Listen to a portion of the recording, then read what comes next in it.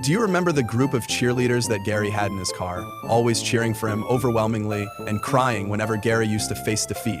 However, they completely disappeared after they were crying over Gary losing in the Indigo League tournament. They weren't seen at all during the Johto journey until the silver conference matchup between Gary and Ash, which Gary lost. There's several hypotheses that could have happened, starting with number one. As soon as Gary lost the match, the cheerleaders had looks of complete shock on their faces, as if they couldn't comprehend what had just taken place. The reason for the reaction could be that Gary always used to brag about himself. It used to make it so obvious for the girls to think that Gary can easily clear Indigo League or the Silver Conference of the Johto region. But because of the adverse events, they would have ditched Gary for being a weak Pokemon trainer.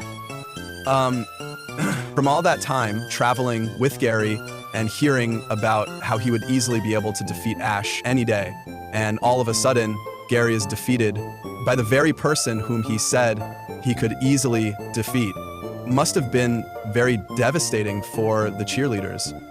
The second theory would be Gary realized that traveling around with his own personal cheerleading squad wasn't the best idea. Traveling by car made it easier for him to get from one place to the next, but it also could have prevented him from catching and training more frequently, which could have factored into why he couldn't even make it past the first 4 rounds of the tournament. He became more serious during that time, trained more, and decided that it would be better if he traveled on his own. Plus, it would be really lame to hear, yeah, Gary, you research that Pokemon's habitat. Go, catch them Pokemon. Use that Ultra Ball. My last point would be that Gary ran out of money after the Indigo League, though. He couldn't afford those cheerleaders. However, as there were almost no one to cheer him up in the Silver Conference, Gary called those cheerleaders back to cheer him up, or Gary just thought cheerleaders were useless, so he ditched them. Anything could have happened. So going back to, I don't know why cheerleaders again appeared in the Silver Conference. Look, I know I had said it was the last theory, but I was joking. I have more theories packed up. Moving on to the fourth one. As we all know, Gary was also a minor, just like Ash Ketchum. So there are chances that those cheerleaders might have got arrested for being with a minor who's literally only 10 years old. Those cheerleaders do look pretty much adult.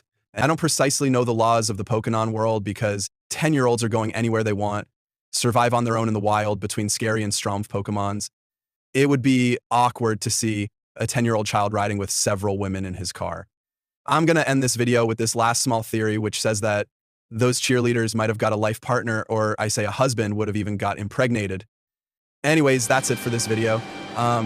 Make sure to like this video if you've taken a liking to this video. I will try to make more theories like these. There are a few shorts about these already. Peace.